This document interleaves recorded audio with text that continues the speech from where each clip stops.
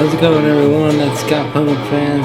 Welcome to Scott Pilgrim, the official Scott Pilgrim covers channel. My name is Jack Boswell. I'm the guy who runs the channel and everything. I do all the guitar covers and stuff. So anyway, so today I'm going to be breaking down of how I did the Scott Pilgrim medley. I'm going to show you how I did it, and hopefully this will also teach you how to get started recording guitar and whatnot. So yeah, so I'm gonna break it down. So what I use for the guitar, I use the Wildfire drive electric guitar. I don't have it with me, but I have my other guitar here. So yeah, for the interface I used I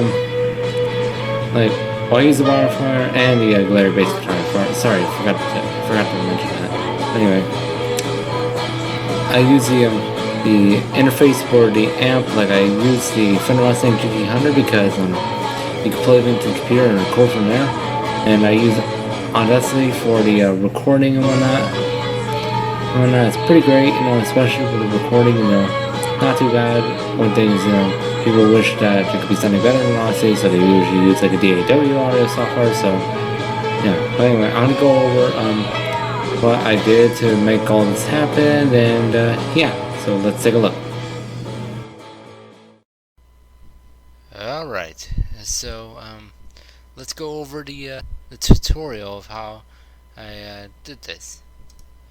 Anyway, so starting off the tutorial, I had to go over some stuff that I did with the thing. So I went over to YouTube, see if I could find any free drum backing tracks that I could use for this video, because I did not know how to make drum backing tracks through Pro Tools, because I actually recently did download this, but I don't know how to make those big backing tracks because it's really hard to make those, because I know how to do this. It's really hard to do that because you have to select on stuff, and it takes all day, so I decided why not have one that's already made. So anyway, so then the next thing is, obviously I had to record it, with my Canon Vixia camera, and just record it, the whole thing. It's recorded in ABC HD at 60 frames per second, which is pretty good quality especially for a small camera.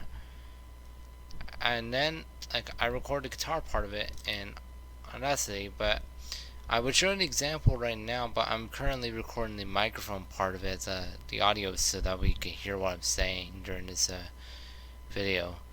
But anyway, but then sorry if I'm not giving you any detail, any actual physical detail on it, but it's 9 o'clock where I live, so it's hard to do this, because I want to get this done real quick. But anyway, so then what I did for video editing, I went into Windows Movie Maker. So we're just going to use this as an example. This is for my other channel that I have, my first channel, but this is for my other channel. I was doing a cover of Nirvana song, Drain You. But anyway, let's just use this for example. I used Windows Movie Maker to edit all this.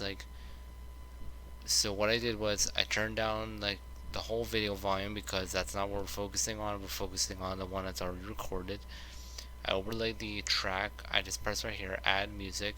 If you press right here, you're going to see just add music at critical points. So let's say there's a part where you want to add music right there. You could just add it right there, and it's pretty cool.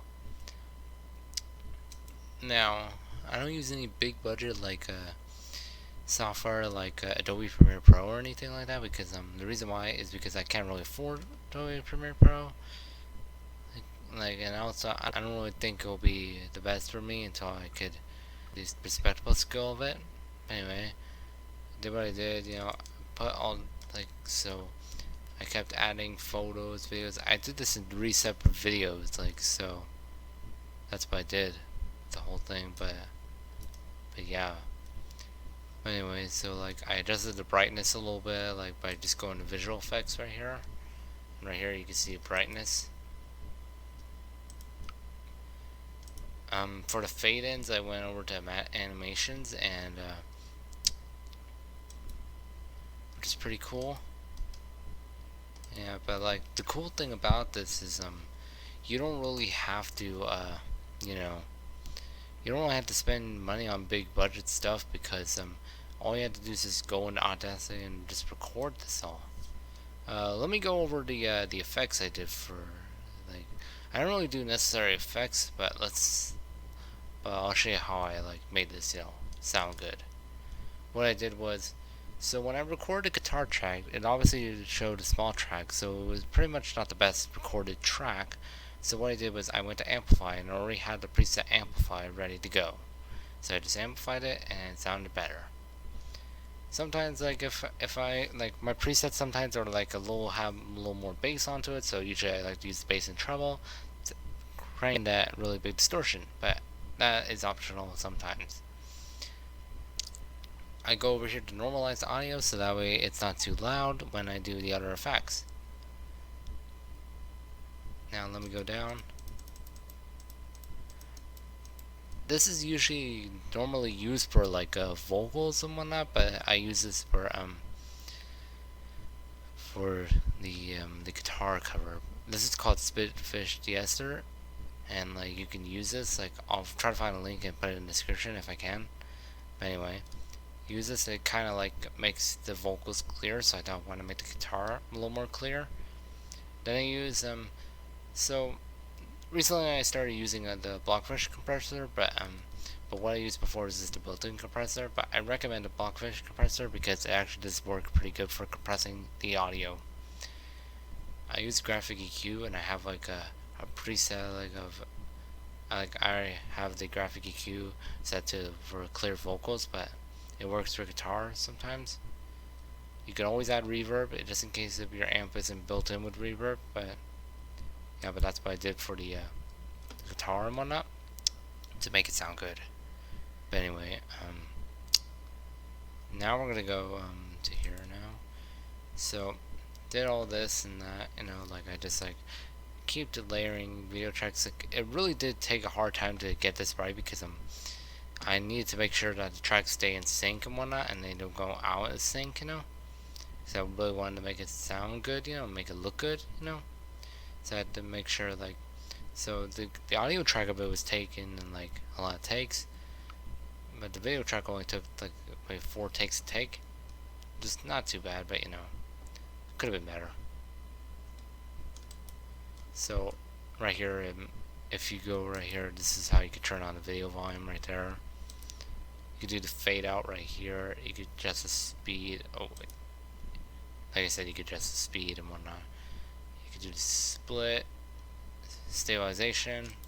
I wouldn't recommend stabilization unless you have a really shaky video. This is right here where you could change your setting if you're like on a widescreen or if you're on like standard, but recommend widescreen because it's pretty much what we see now in videos these days. But yeah, now I actually exported it to 4K, even though this is recording ABC at 60 ACHD at 60 frames. I actually exported 4K. There's actually a way of how I did this, and I'll find a video and I'll show you how this is all done in 4K because the truth is Windows Movie Maker doesn't actually export in 4K because it didn't recognize 4K because it was this K even became big for video quality, so that's why it never recognized it. But I'll show you like a way of how you could actually sneak in a 4K export into Windows Movie Maker, which I thought was pretty cool because I thought, why not export 4K videos? Anyway, so now so for YouTube, you just upload just like usual. You just add the description title. I don't really want to go into all that right now because it's gonna take a little longer. I know I'm kind of on a short time right now, so anyway,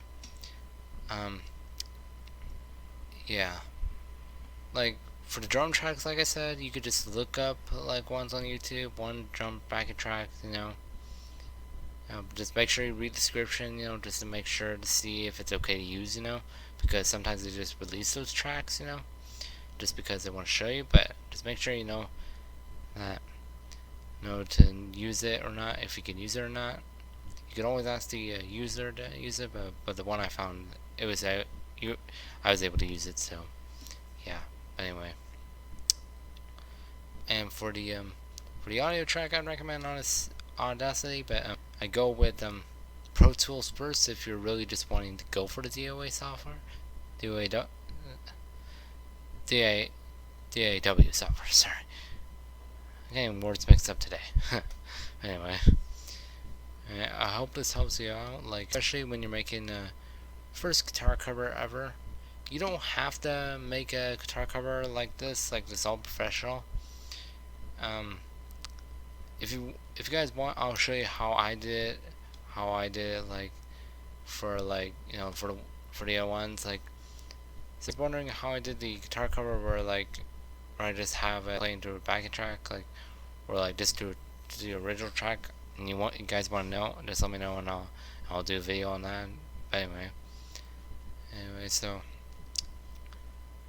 thanks for watching this video, and I hope this helps you out, and good night.